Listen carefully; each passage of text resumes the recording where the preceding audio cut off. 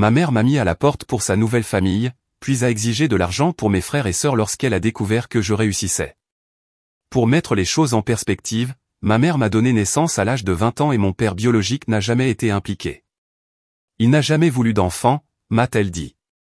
Comme il ne se fréquentait que depuis quelques mois lorsqu'elle est tombée enceinte, elle lui a proposé de partir, ce qu'il a fait. Elle a déclaré qu'en raison de l'amertume de leur rupture, elle avait choisi de ne pas lui demander de pension alimentaire pour enfants et qu'il avait également refusé de la payer. Ne plus jamais parler était pratique pour eux deux. Elle a eu la chance de bénéficier du soutien et des encouragements indéfectibles de mes grands-parents, ce qui lui a permis de terminer ses études et d'obtenir un emploi. Elle est sortie avec quelques hommes quand j'étais plus jeune, et elle a commencé à sortir avec Harry, un collègue, quand j'avais environ 8 ans. Avant de se marier, ils sont sortis ensemble pendant plus de 3 ans. Même si nous n'étions pas très proches, Harry et moi nous entendions assez bien pour nous supporter.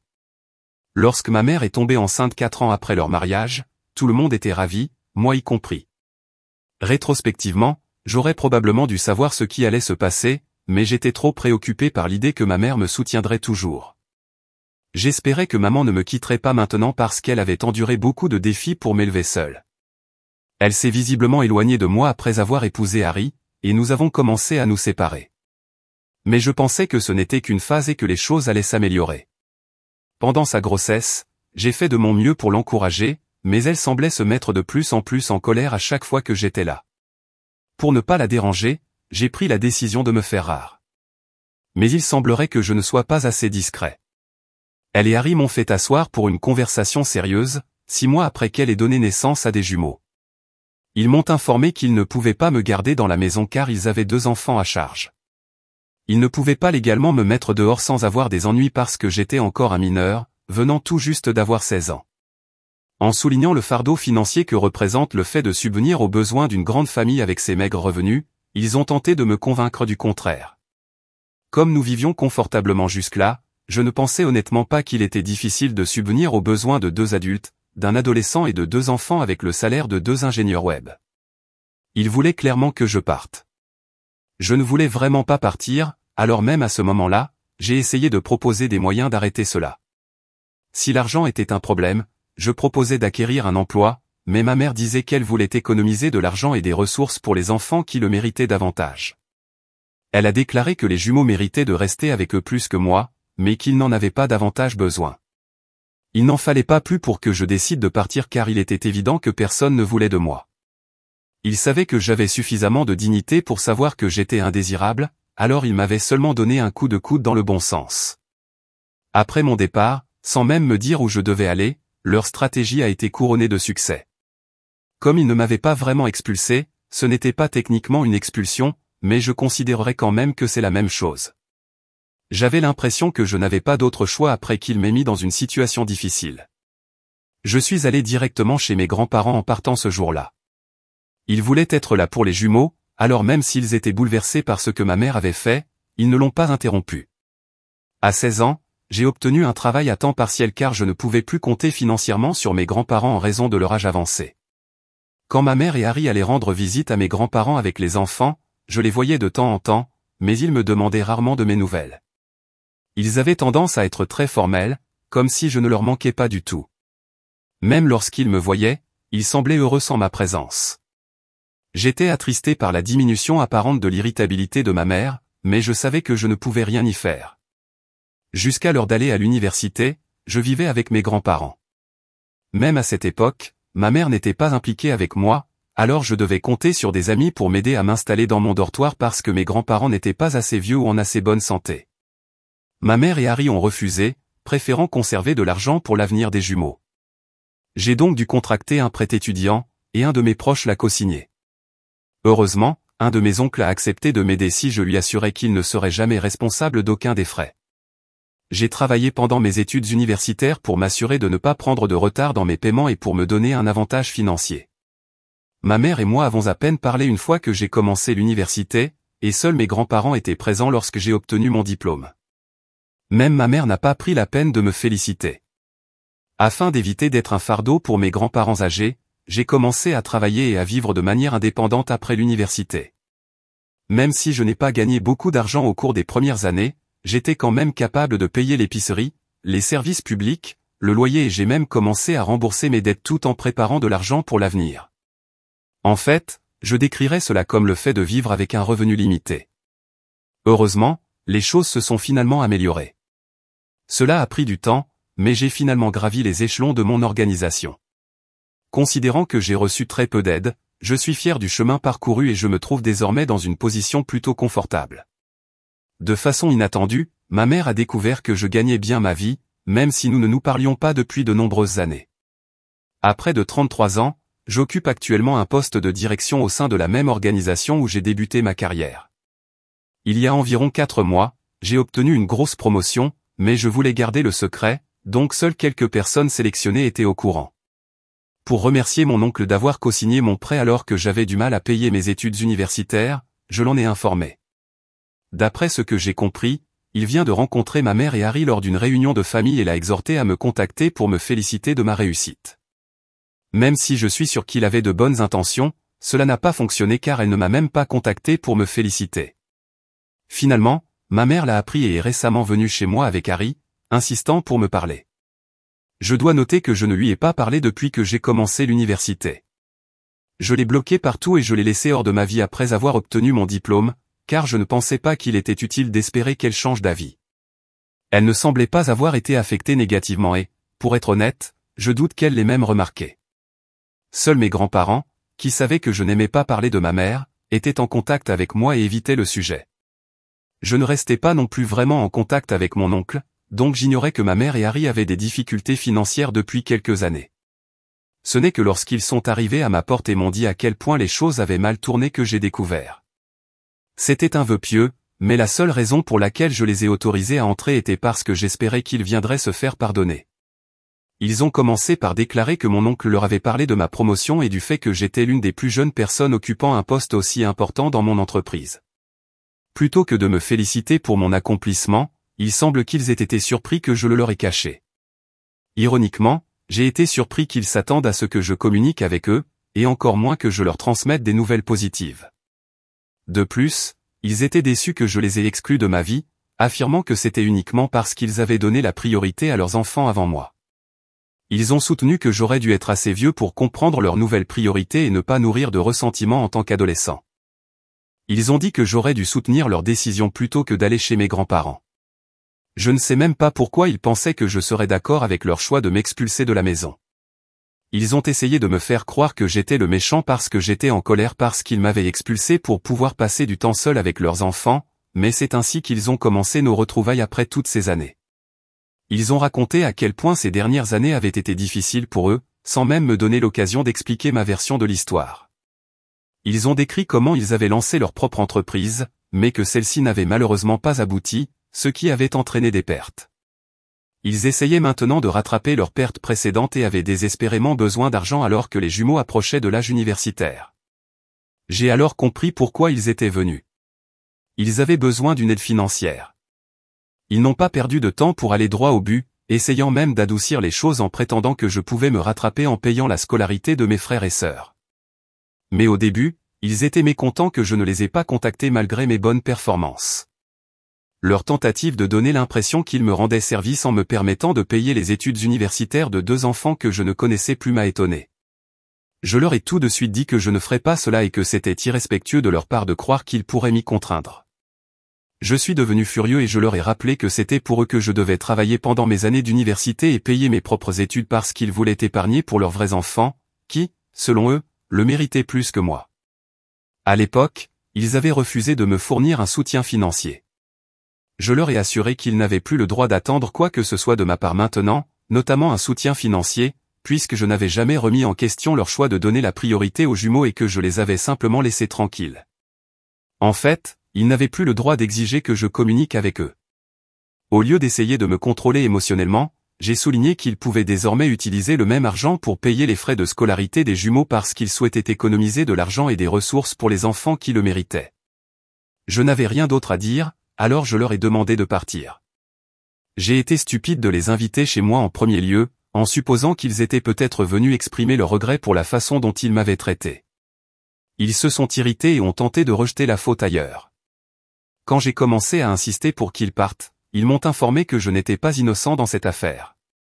Leur protection, disait-il, était que j'étais trop enthousiaste, trop impliqué et souvent irritable lorsque nous vivions tous ensemble. Je n'étais qu'un adolescent essayant de rester en contact avec ma famille alors qu'ils s'éloignaient de moi, donc je ne pouvais pas croire que c'était un véritable problème qu'ils avaient avec moi. Ils ont alors eu l'audace de prétendre que je n'étais pas meilleur qu'eux puisque j'avais refusé leur demande. On disait que j'oubliais toutes les années où ma mère avait pris soin de moi et m'avait élevé seul. Ils ont dit que c'était l'occasion pour moi de me rattraper auprès d'elle et de ma sœur, mais j'étais plutôt impoli et peu reconnaissant. Depuis que j'étais enfant à l'époque, je trouvais absurde qu'ils en parlent. Même si je l'avais voulu, je n'aurais pas pu décider de ne pas compter sur eux. De plus, ce n'était pas comme s'ils m'aidaient. Ils m'ont poussé hors de la maison et m'ont effectivement forcé à sortir dès qu'ils pensaient que j'étais suffisamment mature pour gérer les choses par moi-même.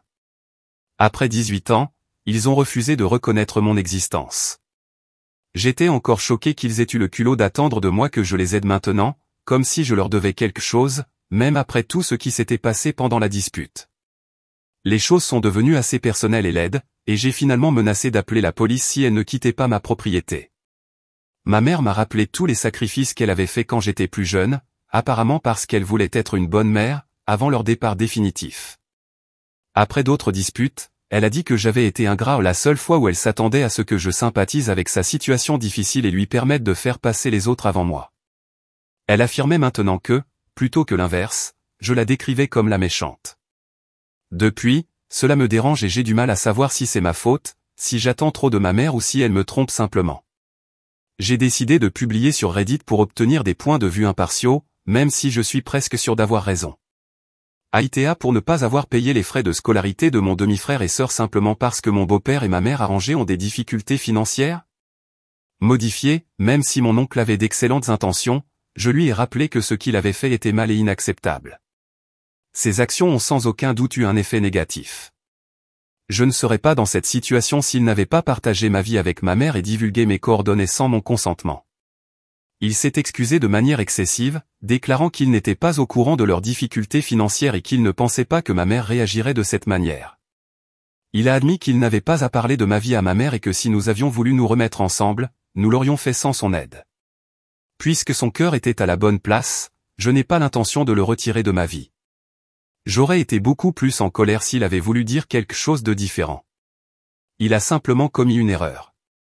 De plus, c'est grâce à lui que j'ai pu initialement fréquenter l'université. Il était la seule personne prête à assumer la responsabilité de co-signer ma demande de prêt. Si vous y réfléchissez bien, je ne serais peut-être pas du tout dans cette situation sans lui. Je me suis assuré de lui faire savoir que ce qu'il avait fait n'était pas approprié car je ne veux pas paraître peu reconnaissant, mais je ne suis pas non plus un paillasson. Quoi que j'ai fait, c'était assez juste et je crois avoir trouvé l'équilibre idéal. Nous allons très bien ensemble et je ne lui en tiendrai rien car j'avais besoin de cette résolution. D'une manière ou d'une autre, j'ai également discuté des difficultés récentes de ma mère avec mes grands-parents. Ils croient que j'ai raison et ont promis de faire un effort pour la convaincre de changer d'avis. J'ai réalisé qu'ils ne voulaient pas perdre le contact avec leurs autres petits-enfants, c'est pourquoi ils sont restés en contact avec ma mère. Ils comprennent les difficultés que traverse la famille de ma mère, mais ils ne pensent pas que ce soit juste ou juste de me faire subir cela. C'est leur position sur la question, et je pense qu'elle est assez raisonnable. Première mise à jour, ma mère a pris sur elle de me rappeler tout ce qu'elle a fait pour moi en grandissant depuis notre dernière conversation, il y a près de 9 jours. Elle m'envoie probablement un email tous les 2 jours pour me donner l'impression que je lui dois quelque chose. Ce n'est pas comme si elle m'avait rendu service en m'élevant seule, et qu'elle était légalement tenue de prendre soin de moi, donc je ne comprends pas vraiment l'intérêt. Elle ne m'a élevé que lorsque cela lui convenait. Elle et son conjoint ont décidé de m'expulser dès que j'ai commencé à leur causer des ennuis, invoquant la nécessité d'économiser de l'argent pour l'avenir des jumeaux. Maintenant que nous sommes dans le futur et que les jumeaux sont adultes, je pense qu'ils devraient compter sur eux-mêmes plutôt que de perdre du temps à essayer de me manipuler et de me culpabiliser. Même si j'ignorais ces emails, j'ai pris la décision de répondre il y a quelques jours. Je lui ai expliqué tout ce que j'avais écrit dans mon essai. Elle ne l'a pas bien pris, comme prévu, et m'a encore une fois qualifié d'ingrat. Je lui ai simplement dit que les injures ne changeraient rien à la vérité et que je ne voulais plus avoir de contact avec elle parce qu'elle avait été une mauvaise mère. J'ai ensuite bloqué son compte de messagerie, mais elle en a créé un nouveau pour continuer à m'ennuyer. Comme elle n'a jamais fait la même chose pour moi, j'ai bloqué celui-là également et je continuerai à le faire jusqu'à ce qu'elle comprenne que je ne suis pas là pour me plaindre d'elle. Pour être honnête, je suis heureux que nous ayons enfin cette discussion parce que je pense qu'elle se terminera rapidement et que j'aurai la clôture nécessaire, uniquement parce que je m'accrochais encore à l'espoir qu'ils avaient peut-être changé, qu'ils étaient peut-être là pour me féliciter et faire amende honorable. Est-ce que je les ai accueillis chez moi et leur ai parlé ce jour-là? Cependant, parler avec eux m'a fait réaliser qu'ils ne sont tout simplement pas le genre d'individus capables d'éprouver du regret, de la culpabilité ou de la honte. J'ai complètement renoncé à faire amende honorable avec eux après que cela m'ait encore une fois fait réaliser à quel point ils étaient égocentriques et rusés.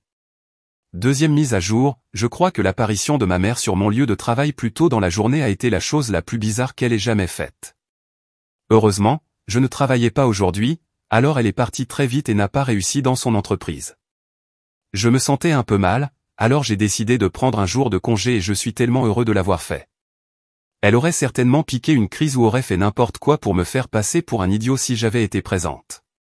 Lorsque la réceptionniste m'a appelé pour m'informer que ma mère était arrivée, voulait me voir et refusait d'y aller, même si elle avait été informée que je n'étais pas là, j'ai appris la vérité lorsqu'ils l'ont mise au téléphone avec moi. Je lui ai dit fermement que j'étais à la maison, même si j'étais déjà assez inquiet de ce qu'elle pourrait faire. On lui a dit que si elle tentait quoi que ce soit sur mon lieu de travail, je la poursuivrai en justice jusqu'à ce qu'elle ait trop honte d'envoyer ses enfants à l'université. J'ai fait de mon mieux pour avoir l'air menaçant, donc je crois que cela l'a vraiment effrayée. Elle a accepté de partir tout de suite, à condition que je la rencontre en personne, donc ça a dû marcher. Je lui ai rappelé qu'elle ne pouvait pas se permettre d'engager une action en justice pour le moment et je l'ai informé qu'elle n'était pas en mesure de formuler des revendications. J'ai également mentionné que mon employeur n'hésiterait pas à la poursuivre si la situation s'aggravait, ce qui serait un scénario très différent car il ne serait pas aussi indulgent que moi. Elle ferait mieux de sortir en silence. Je n'ai plus reçu d'appel ni de notification concernant l'événement, donc je suppose qu'elle est partie après avoir rendu le téléphone à la réceptionniste. Je ne peux pas me permettre que cela se reproduise, car c'était sans aucun doute un quasi-appel. J'ai pris la décision de parler avec un avocat pour connaître les précautions que je peux prendre. Elle ne m'a pas menacé directement, donc je ne sais pas si cela suffit pour obtenir une ordonnance de non-communication, mais je souhaite quand même parler avec l'avocat pour discuter de mes alternatives. Je dois juste espérer que cette expérience ait été suffisamment désagréable pour qu'elle pense à me laisser tranquille d'ici là. Mise à jour 3, puisque je suis certain que nous avons désormais des motifs pour une ordonnance de non-communication, je suppose que je n'ai pas besoin d'envisager d'en déposer une. Lorsque ma mère est arrivée sur mon lieu de travail la semaine dernière, j'ai réussi à la persuader de partir. Cependant, à la lumière des événements de cette semaine, je crois qu'une ordonnance de non-communication contre elle doit être émise pour tout le monde. Elle attendait devant ma porte quand je suis rentré du travail il y a quelques jours. Je lui ai tout de suite informé que je ne voulais pas discuter et que j'appellerais la police si elle ne partait pas. Elle s'est pratiquement précipitée sur moi et m'a jeté au sol, envoyant mon téléphone hors de mes mains alors que j'étais prêt à composer. Elle m'a insulté et m'a reproché tout ce qui n'allait pas dans sa vie pendant qu'elle essayait de me battre. Il m'a fallu du temps pour réagir tellement j'étais interloqué par son comportement insensé. Cependant, comme je m'entraîne régulièrement et que je suis beaucoup plus jeune qu'elle, il était simple pour moi de la submerger quand je le faisais. Heureusement, tous ces cris ont alerté mes voisins du problème et les ont amenés à appeler la police. Ils sont même venus à mon aide et ont retenu ma mère pendant que nous attendions l'arrivée des flics. J'ai pris la décision de porter plainte lorsque la police est finalement arrivée. Elle est actuellement dans une grande difficulté. De plus, j'en ai discuté avec mon avocat et j'ai demandé une ordonnance de non-communication à son encontre. J'ai été informé qu'Harry avait emmené les enfants et emménagé avec ses parents. Je ne sais pas s'il a l'intention de revenir de sitôt. Il l'a apparemment contesté sur son comportement après l'avoir sauvée et l'a informé qu'elle ne pouvait pas continuer à agir de cette manière. Elle s'est également disputée avec lui, ce qui semble signifier qu'elle a vraiment perdu la tête. Je crois qu'elle a du mal à croire que je vais bien dans la vie, mais en toute honnêteté, elle est responsable de ses propres problèmes. Je ne serai pas désolé pour elle. J'aurai bientôt l'ordonnance de ne pas faire, et comme je gagne plus d'argent, j'ai déjà commencé à penser à emménager dans une maison plus grande car cela semble maintenant être le moment idéal. Je vais commencer à explorer mes alternatives. Être lié à quelqu'un comme ça est embarrassant, alors j'espère sincèrement que ma mère recevra le soutien dont elle a besoin et apprendra à se comporter normalement. Elle a également été méchante avec mes grands-parents, qui m'ont dit qu'ils ne voulaient plus être avec elle. La seule personne qu'elle peut blâmer pour que tout se l'évite, c'est elle-même. Quoi qu'il en soit, je ne m'en inquiète plus. Merci d'avoir regardé. Si vous n'êtes pas encore abonné, faites-le et appuyez sur la cloche de notification pour rester informé des histoires réelles les plus choquantes qui se déroulent autour de vous.